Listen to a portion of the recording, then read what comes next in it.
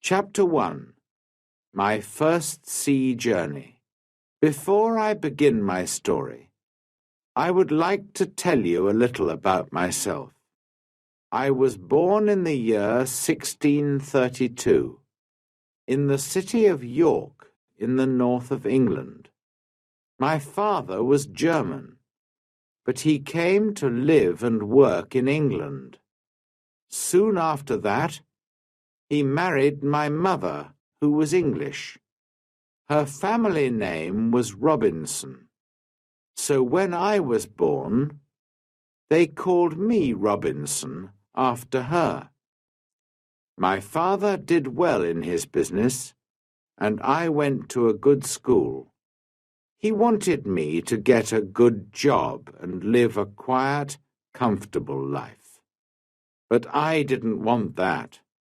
I wanted adventure and an exciting life. I want to be a sailor and go to sea, I told my mother and father. They were very unhappy about this. Please don't go, my father said. You won't be happy, you know. Sailors have a difficult and dangerous life. And because I loved him, and he was unhappy, I tried to forget about the sea, but I couldn't forget. And about a year later, I saw a friend in town. His father had a ship, and my friend said to me, "We're sailing to London tomorrow. Why don't you come with us?" And so, on September the 1st, 1651, I went to Hull, and the next day we sailed for London. But a few days later, there was a strong wind. The sea was rough and dangerous, and the ship went up and down, up and down. I was very ill and very afraid. "Oh, I don't want to die," I cried. "I want to live. If I live, I'll go home and never go to sea again." The next day, the wind dropped, and the sea was quiet and beautiful again. "Well, Bob," my friend laughed, "how do you feel now? The wind wasn't too bad." "What?" I cried. "It was a terrible storm." "Oh, that wasn't a storm," my friend answered. "Just a little wind. Forget it. Come and have a drink." After a few drinks with my friend, I felt better. I forgot about the danger and decided not to go home. I didn't want my friends and family to laugh at me. I stayed in London for some time, but I still wanted to go to sea.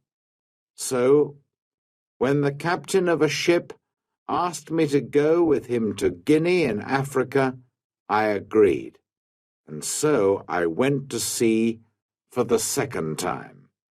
It was a good ship, and everything went well at first, but I was very ill again. Then, when we were near the Canary Islands, a Turkish pirate ship came after us. They were famous thieves of the sea at that time. There was a long, hard fight, but when it finished, we and the ship were prisoners. The Turkish captain and his men took us to Salé in Morocco. They wanted to sell us as slaves in the markets there, but in the end, the Turkish captain decided to keep me for himself and took me home with him. This was a sudden and terrible change in my life. I was now a slave, and this Turkish captain was my master. Chapter 2. Down the coast of Africa. For 2 long years, I lived the life of a slave. I worked in the house and the garden, and every day I planned to escape, but it was never possible. I thought about it day and night. My master liked to go fishing in a little boat, and he always took me with him. A man called Merle and a young boy also went with us. One day my master said to us, "Some of my friends want to go fishing tomorrow. Get the boat ready." So we put a lot of food and drink on the boat, and the next morning we waited for my master and his friends. But when my master arrived, he was alone. "My friends don't want to go fishing today," he said to me, "but you go with Merle and the boy, and catch some fish for our supper tonight." "Yes, master," I answered quietly, but inside I was excited. Perhaps now I can escape, I said to myself.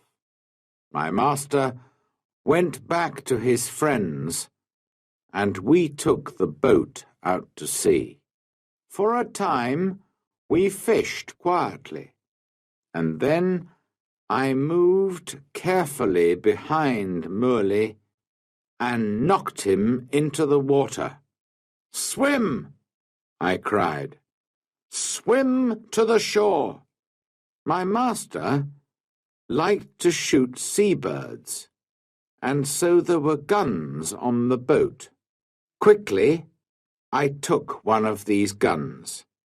Merle was swimming after the boat, and I shouted to him, "Go back to the shore. You can swim there. It's not too far.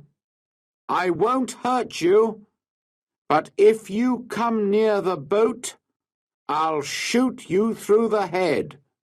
So Merle turned and swam back to the shore as quickly as he could. Then I said to the boy, "Zuri, if you help me, I'll be a good friend to you. If you don't help me, I'll push you into the sea too." But Zuri was happy to help me. "I'll go all over the world with you," he cried. I wanted to sail to the Canary Islands, but I was afraid to go too far from the shore. It was only a small boat, and so we sailed on south for some days. We had very little water, and it was dangerous country here, with many wild animals. We were afraid, but we often had to go on shore to get more water. Once I used a gun to shoot a wild animal. I don't know what animal it was, but it made a good meal. For about 10 or 12 days, we sailed on south, down the coast of Africa. Then, one day, we saw some people on the shore. Strange, wild people, who did not look friendly. By now, we had very little food, and we really needed help. We were afraid, but we had to go on shore. At first, they were afraid of us too. Perhaps white people never visited this coast. We did not speak their language, of course, so we used our hands and faces to show that we were hungry. They came with food for us, but then they moved away quickly. We carried the food to our boat, and they watched us. I tried to thank them, but I had nothing to give them. Just then, 2 big wild cats came down to the shore from the mountains. I think they were leopards. The people were afraid of these wild cats, and the women cried out. Quickly, I took a gun and shot one of the animals. The second wild cat ran back up into the mountains. Guns were new to these African people, and they were afraid of the loud noise and the smoke. But they were happy about the dead wild cat. I gave them the meat of the dead animal, and they gave us more food and water. We now had a lot of food and water, and we sailed on. 11 days later, we came near the Cape Verde Islands. We could see them, but we couldn't get near because there was no wind. We waited. Suddenly, Zuri called to me, "Look, a ship!" He was right. We called and shouted and sailed our little boat as fast as we could, but the ship did not see us. Then I remembered the guns which made a lot of smoke. A few minutes later, the ship saw us and turned. When we were on the ship, the Portuguese captain listened to my story. He was going to Brazil and agreed to help me, but he wanted nothing for his help. "No," he said, when I tried to pay him. "Perhaps one day someone will help me when I need it." But he gave me money for my boat and for Zuri too. At first, I did not want to sell Zuri as a slave, after all our dangerous adventures together. But Zuri was happy to go to the captain, and the captain was a good man. "In 10 years' time," he said, "Zuri can go free." When we arrived in Brazil 3 weeks later, I said goodbye to the captain, and Zuri left the ship and went to begin a new life. Chapter 3. The Storm and the Shipwreck. I stayed in Brazil and worked hard for some years. By then I was rich, but also bored. One day, some friends came to me and said, "We're going to Africa to do business. Why don't you come with us? We'll all be rich after this journey." How stupid I was. I had an easy, comfortable life in Brazil, but of course I agreed. And so, in 1659, I went to sea again. At first, all went well, but then there was a terrible storm. For 12 days the wind and the rain didn't stop. We lost 3 men in the sea, and soon the ship had holes in its sides. "We're all going to die this time," I said to myself. Then one morning, one of the sailors saw land, but the next minute our ship hit some sand just under the sea. The ship could not move, and we were really in danger now. The sea was trying to break the ship into pieces, and we had very little time. Quickly, we put a boat into the sea and got off the ship. But the sea was very rough, and our little boat could not live for long in that wild water. Half an hour later, The angry sea turned our boat over, and we were all in the water. I looked round for my friends, but I could see nobody. I was alone. That day I was lucky, and the sea carried me to the shore.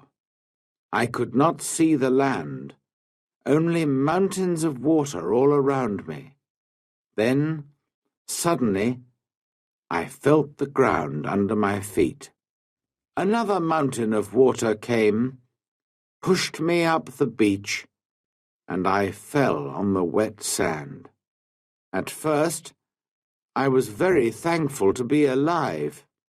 Slowly, I got to my feet and went higher up the shore.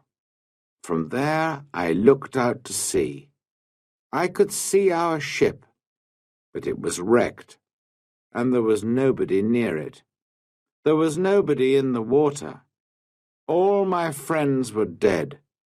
I was alive, but in a strange, wild country, with no food, no water, and no gun. It was dark now, and I was tired. I was afraid to sleep on the shore. Perhaps there were wild animals there. So I went up into a tree, and I stayed there all night. Chapter 4. A New Life on an Island. When day came, the sea was quiet again. I looked for our ship, and to my surprise, it was still there, and still in one piece. I think I can swim to it, I said to myself. So I walked down to the sea, and before long, I was at the ship and was swimming round it.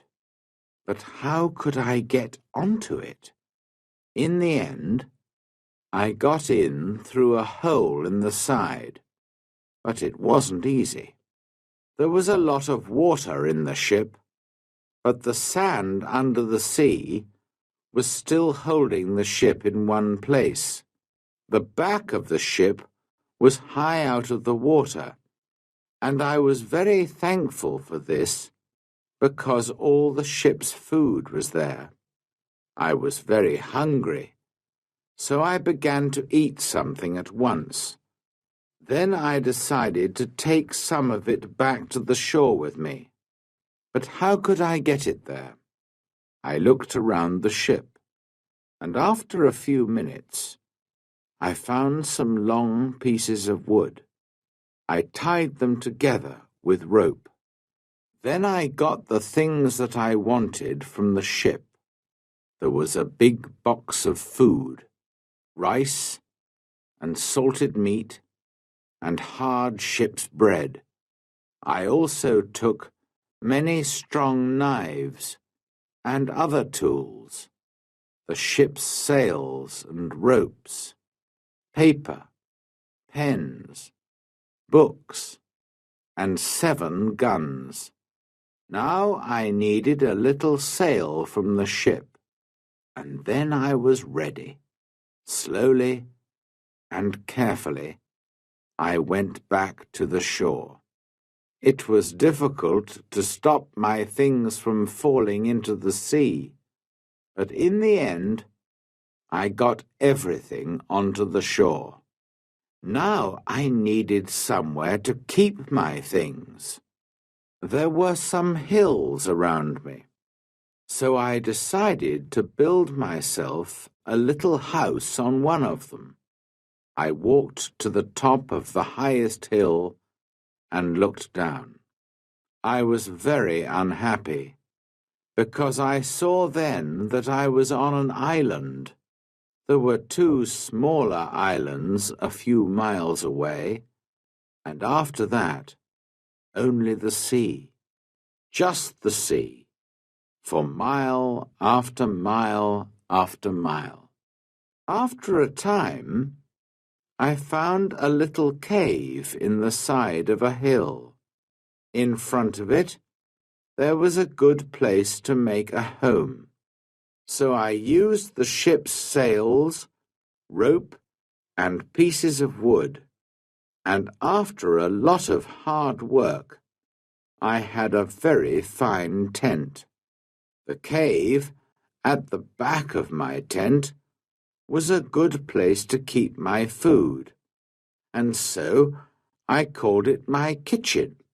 That night, I went to sleep in my new home. The next day, I thought about the possible dangers on the island. Were there wild animals? And perhaps wild people, too, on my island? I didn't know, but I was very afraid. So I decided to build a very strong fence. I cut down young trees and put them in the ground, in a half circle around the front of my tent. I used many of the ship's ropes, too, and in the end, my fence was as strong as a stone wall. Nobody could get over it, through it, or round it. Making tents and building fences is hard work. I needed many tools to help me, so I decided to go back to the ship again and get some more things. I went back 12 times, but soon after my 12th visit, there was another terrible storm. The next morning, when I looked out to sea, there was no ship. When I saw that, I was very unhappy. Why am I alive? And why are all my friends dead? I asked myself. What will happen to me now, alone on this island without friends? How can I ever escape from it? Then I told myself that I was lucky to be alive, lucky to have food and tools, lucky to be young and strong. But I knew that my island was somewhere off the coast of South America.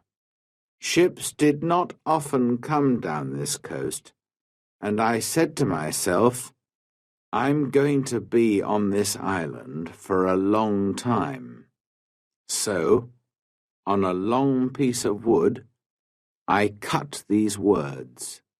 I came here on the 30th of September, 1659. After that, I decided to make a cut for each day. Chapter 5. Learning to live alone. I still needed a lot of things. Well, I said, I'm going to have to make them. So every day I worked. First of all, I wanted to make my cave bigger. I carried out stone from the cave, and after many days' hard work, I had a large cave in the side of the hill. Then I needed a table and a chair, and that was my next job. I had to work on them for a long time. I also wanted to make places to put all my food and all my tools and guns. But every time I wanted a piece of wood, I had to cut down a tree. It was long, slow, difficult work, and during the next months, I learnt to be very clever with my tools. There was no hurry. I had all the time in the world. I also went out every day, and I always had my gun with me. Sometimes I killed a wild animal, and then I had meat to eat. But when it got dark, I had to go to bed because I had no light. I couldn't read or write because I couldn't see. For a long time, I didn't know what to do. But in the end, I learnt how to use the fat of dead animals to make a light. The weather on my island was usually very hot, and there were often storms and heavy rain. The next June, it rained all the time, and I couldn't go out very often.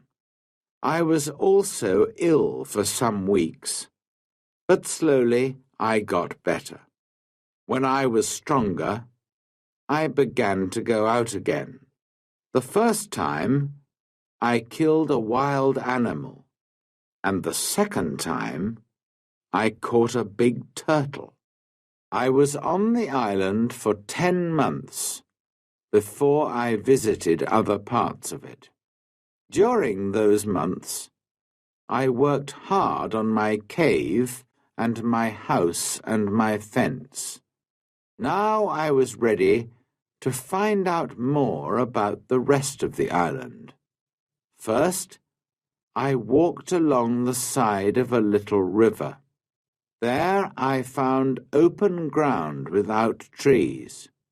Later, I came to more trees with many different fruits.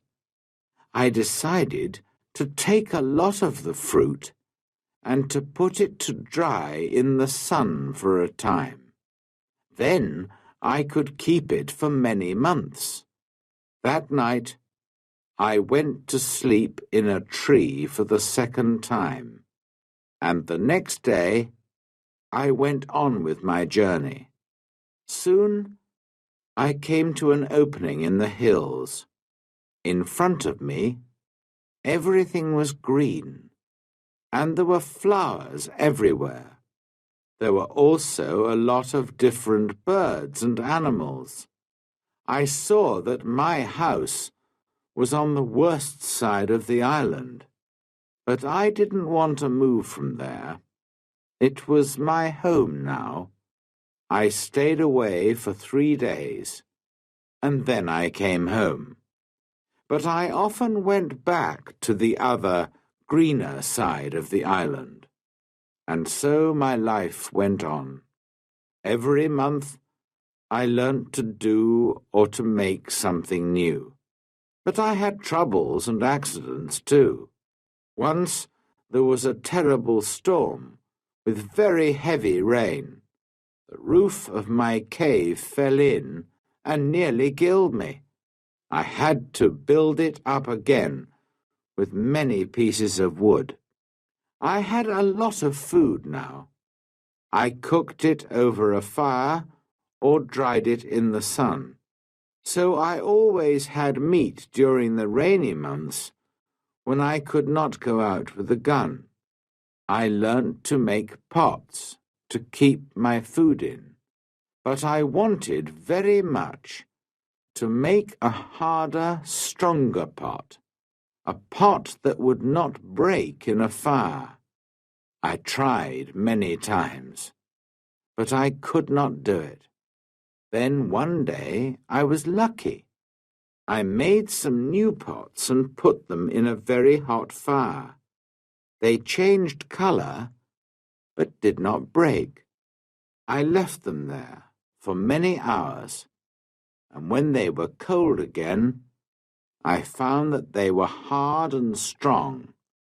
That night I was very happy. I had hot water for the first time on the island. By then, I also had my own bread. That was luck too. One day I found a little bag. We used it on the ship to keep the chickens' food in. There was still some of the food in the bag, and I dropped some of it onto the ground. A month later, I saw something bright green there, and after 6 months, I had a very small field of corn. I was very excited. Perhaps now I could make my own bread. It was easy to say, but not so easy to do. It is a lot of work to make bread from corn. Many people eat bread, but how many people can take corn from a field and make bread out of it without help? I had to learn and to make many new things, and it was a year before I cooked and ate my first bread. During all this time, I never stopped thinking about escape. When I travelled across to the other side of the island, I could see the other islands, and I said to myself, perhaps I can get there with a boat. Perhaps I can get back to England one day. So I decided to make myself a boat. I cut down a big tree and then began to make a long hole in it. It was hard work, but about 6 months later, I had a very fine canoe. Next, I had to get it down to the sea. How stupid I was! Why didn't I think before I began work? Of course, the canoe was too heavy. I couldn't move it. I pulled and pushed and tried everything, but it didn't move. I was very unhappy for a long time after that. That happened in my 4th year on the island. In my 6th year, I did make myself a smaller canoe, but I did not try to escape in it. The boat was too small for a long journey, and I did not want to die at sea. The island was my home now, not my prison, and I was just happy to be alive. A year or 2 later, I made myself a second canoe on the other side of the island. I also built myself a second house there, and so I had 2 homes. My life was still busy from morning to night. There were always things to do or to make. I learnt to make new clothes for myself from the skins of dead animals. They looked very strange, it is true, but they kept me dry in the rain. I kept food and tools at both my houses, and also wild goats. There were many goats on the island, and I made fields with high fences to keep them in. They learnt to take food from me, and soon I had goat's milk to drink every day. I also worked hard in my cornfields, and so many years went by. Chapter 6. A Footprint.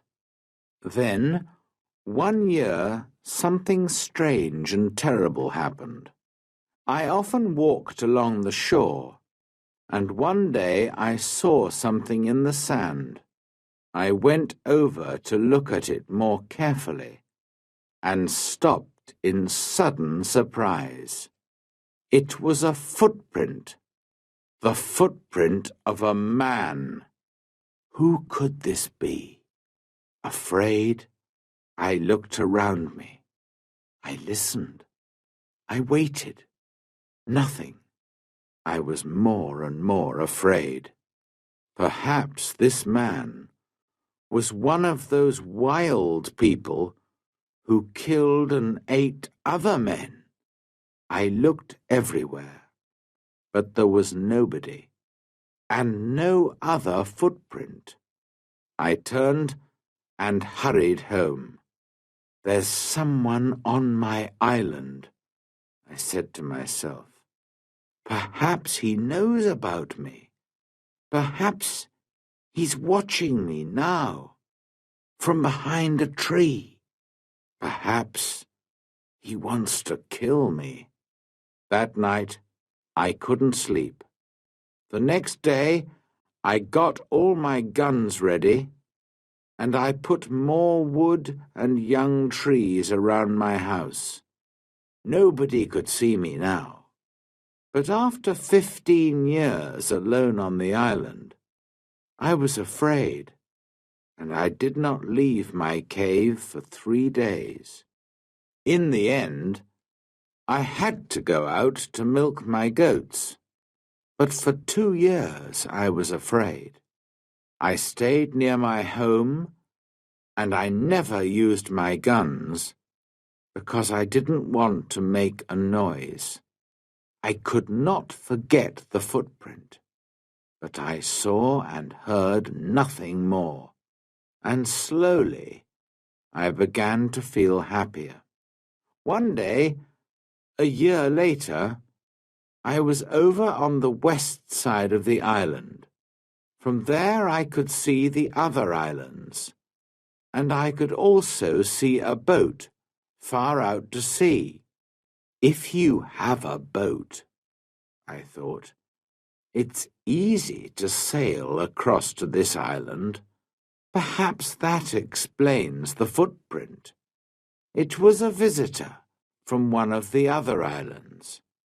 I began to move more freely around the island again, and built myself a third house. It was a very secret place in a cave. No wild man will ever find that, I said to myself. Then one year, something happened which I can never forget. I was again on the west side of the island and was walking along the shore. Suddenly, I saw something which made me feel ill. There were heads, arms, feet, and other pieces of men's bodies everywhere. For a minute, I couldn't think, and then I understood. Sometimes there were fights between the wild men on the other islands. Then they came here to my island with their prisoners to kill them, cook them, and eat them. Slowly, I went home, but I was very angry. How could men do this? For many months, I watched carefully for the smoke from fires, but I didn't see anything. Somehow, the wild men came and went, and I never saw them. I was angry and afraid. I wanted to shoot them all, but there were many of them, and only one of me.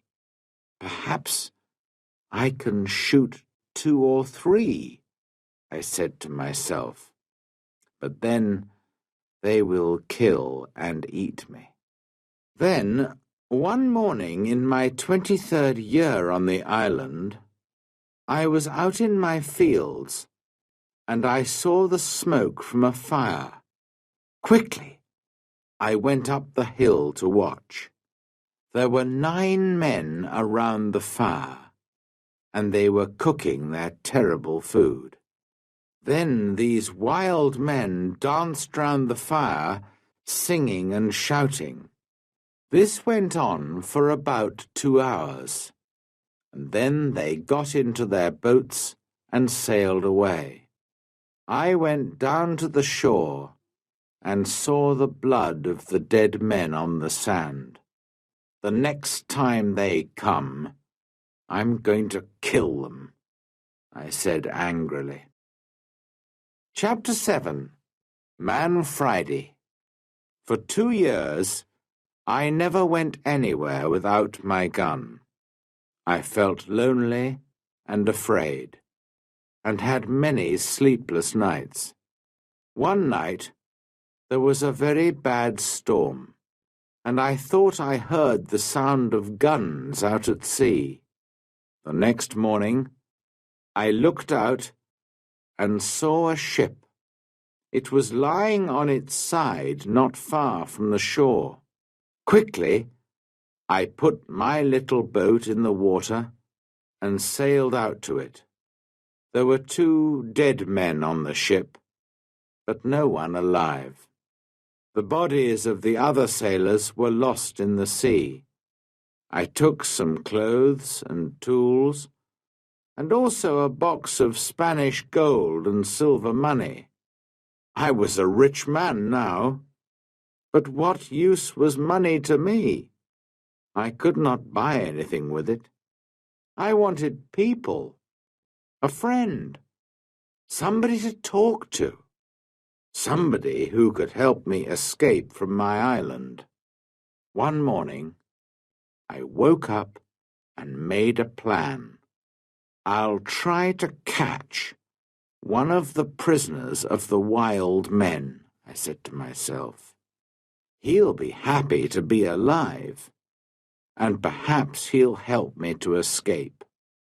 I watched day and night, but for 1.5 years there were no boats.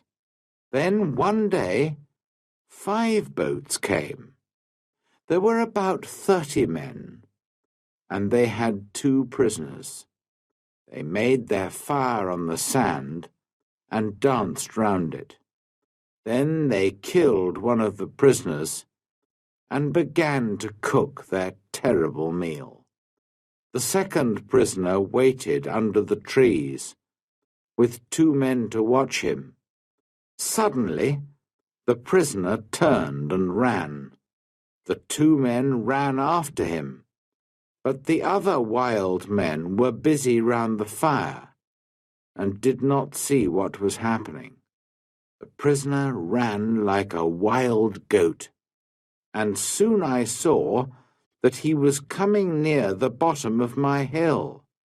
As fast as I could, I ran down the hill and jumped out of the trees between the prisoner and the 2 wild men. I hit the first man with the wooden end of my gun, and he fell down, but I had to shoot the second man. The poor prisoner did not move. He was afraid of the noise of my gun. I called to him and tried to show him that I was friendly. Slowly, he moved nearer to me, but just then the first wild man began to get up from the ground. Then the prisoner spoke, and I understood that he wanted my sword. How happy I was to hear words again. I gave him my sword, and at once he cut off the head of his enemy. Hurriedly, we hid the dead bodies under some leaves, and then left quickly. I took my prisoner to my secret cave on the other side of the island and gave him food and drink. After that, he went to sleep. He was a fine young man, about 25 years old, tall and well built, with a kind face and a nice smile.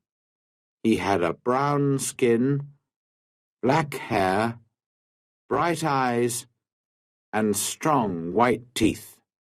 I decided to give him the name of Man Friday, because I first saw him on a Friday. When he woke up in the morning, he ran out to me. I was milking my goats in the field, and he got down on the ground and put his head near my foot. I understood that he was thanking me, and I tried to show him that I was his friend. I began to teach him to speak English, and soon he could say his name, Master, and yes and no. How good it was to hear a man's voice again. Later that day, we went back to my first house. We went carefully along the beach, but there were no boats and no wild men, just blood and bones all over the sand. I felt ill, but Friday wanted to eat the pieces of men's bodies which were still on the ground. I showed him that this was terrible for me, and he understood. When we got to my house, I gave Man Friday some trousers, and I made him a coat and a hat. He liked his new clothes very much. Then I made him a little tent to sleep in. But for a few weeks, I always took my gun to bed with me. Perhaps Friday was still a wild man, and would try to kill me in the night.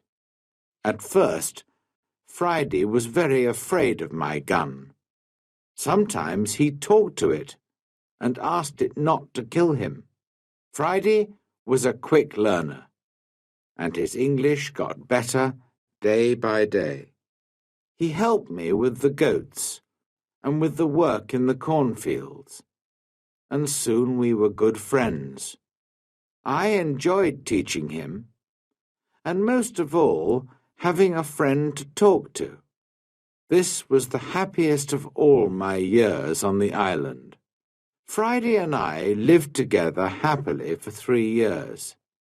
I told him the story of my adventures and about life in England, and he told me about his country and his people. One day we were at the top of the highest hill on the island, and we were looking out to sea.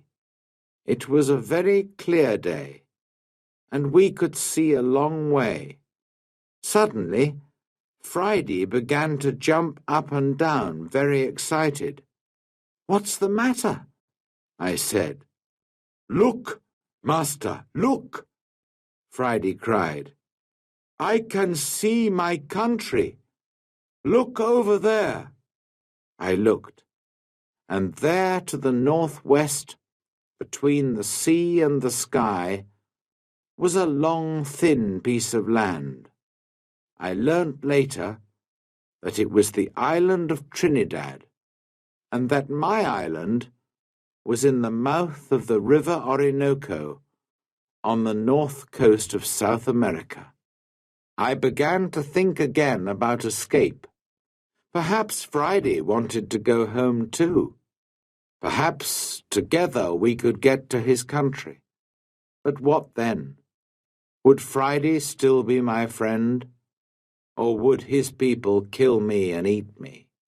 I took Friday to the other side of the island and showed him my big canoe. It still lay under the trees. It was very old now, and there were holes in the wood. "Could a boat like this sail to your country, Friday?" I asked him. "Oh, yes," he answered.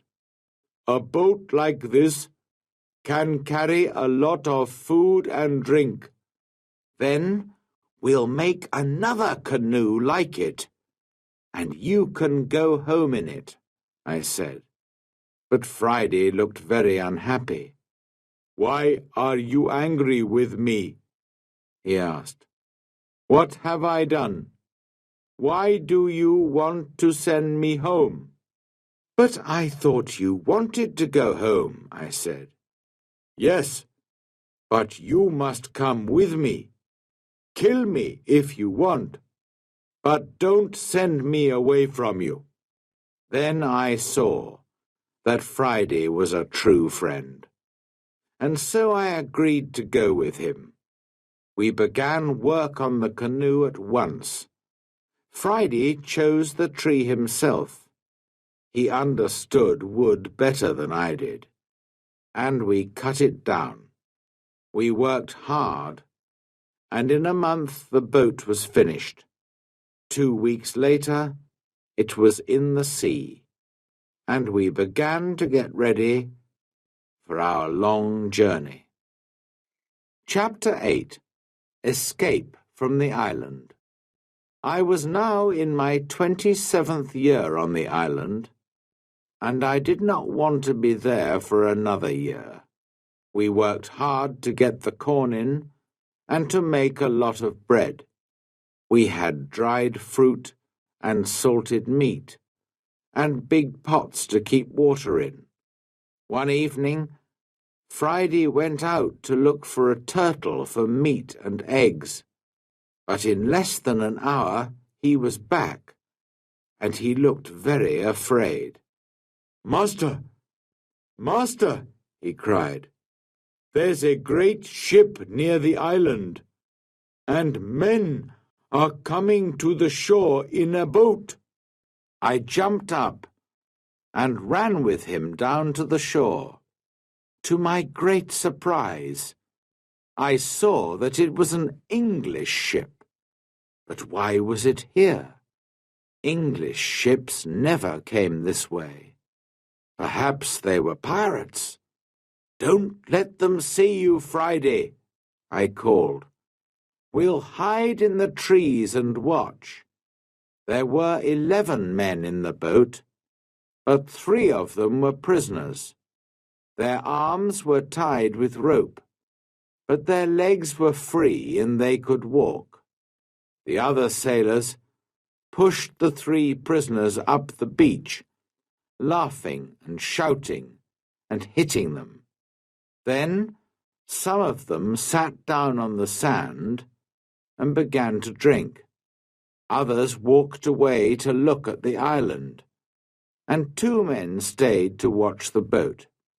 The 3 prisoners walked slowly along the beach and sat down under a tree not far from us. They looked very unhappy. Very quietly, I came up behind them through the trees and called out to them in English. "Don't be afraid," I said. "I'm an Englishman. Perhaps I can help you." The 3 men turned and looked at me. They did not answer at once. They were too surprised. Perhaps they thought I was a wild man myself, in my strange homemade clothes of animal skins, and with my long hair and beard. Then the oldest man spoke.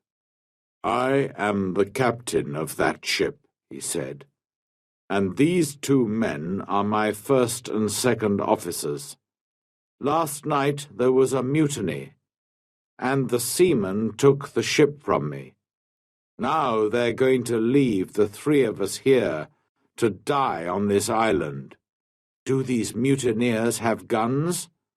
"Only 2, he answered, "and they've left those on the boat."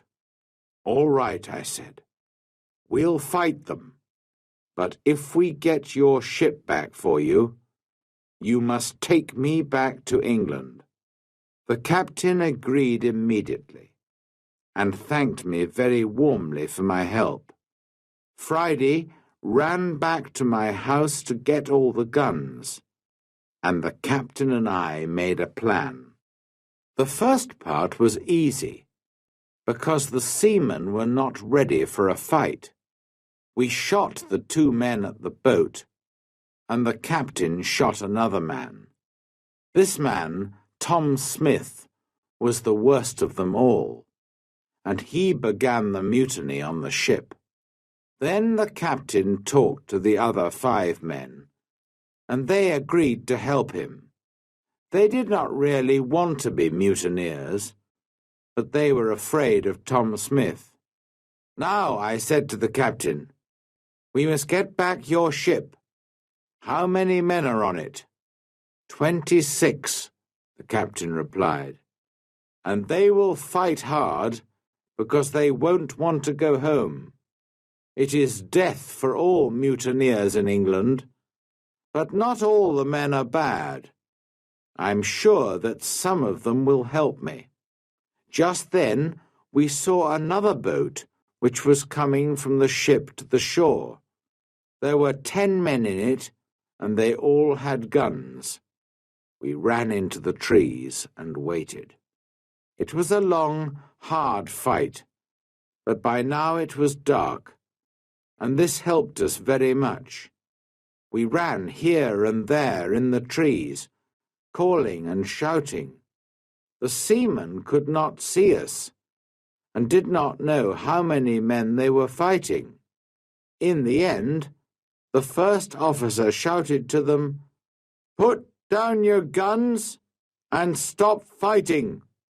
The captain has 50 island people to help him.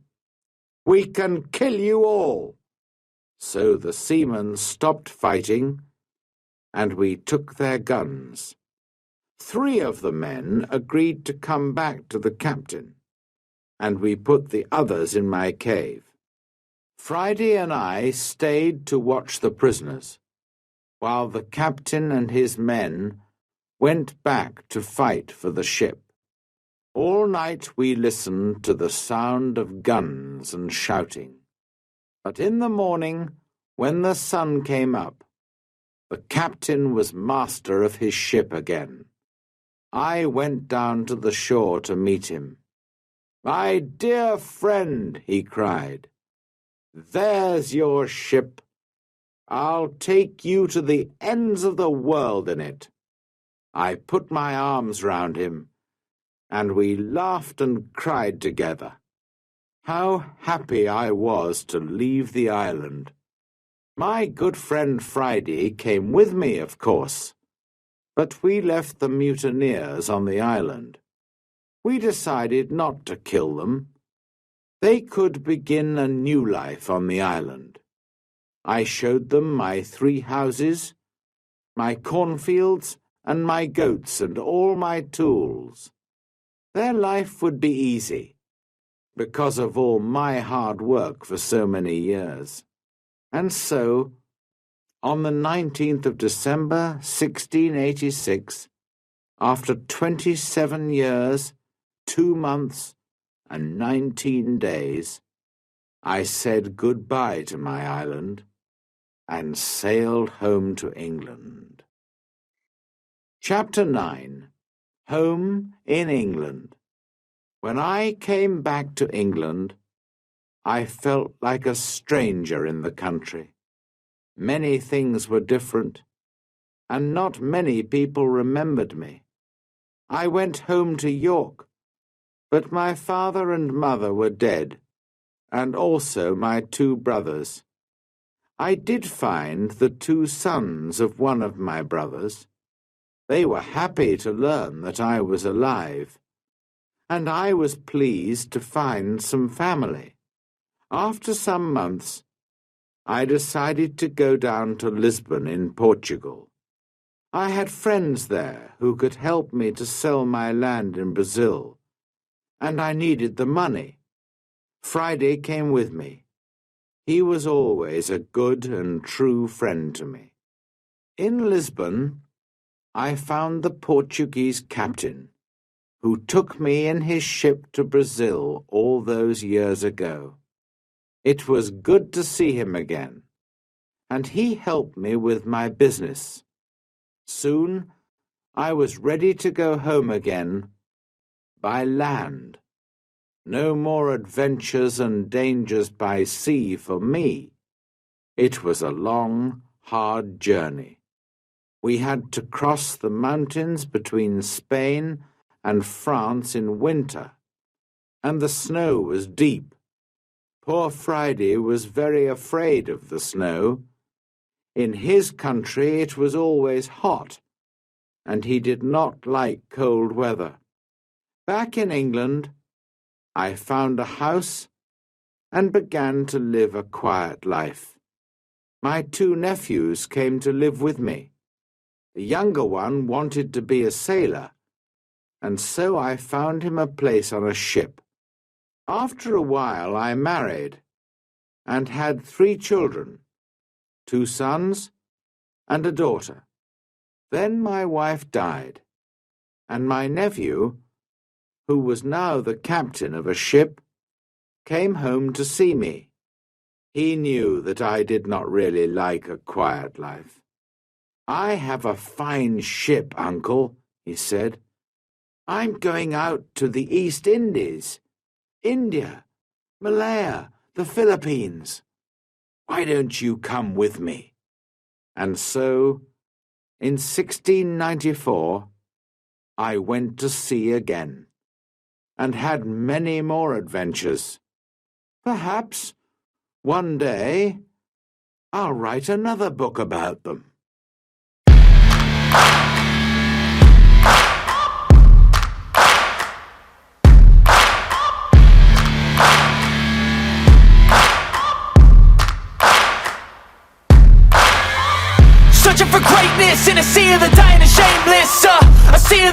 aimless. I don't wanna be one of the nameless. I'ma wake up with the mindset that one day I'm gonna make it. And I don't think I'll be fine if I don't break my limitations.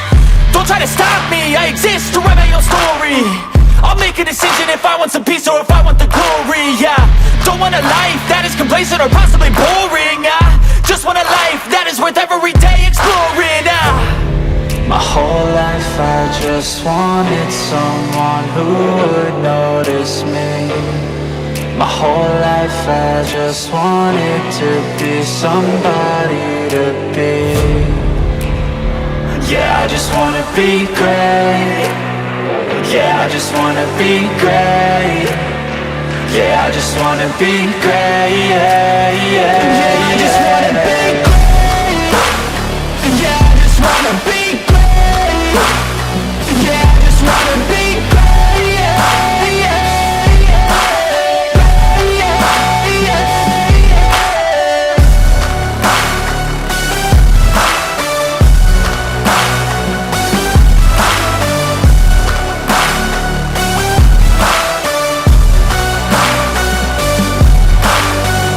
This is a statement to appreciate all that is vacant.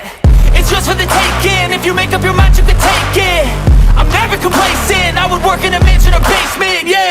There's no replacement for persistence. It's a patience, yeah. In this life, I wanna be soaring, to feel sun inside when it's pouring. And I'll fight till anxiety is foreign. I'm so sick of my mind's extortion.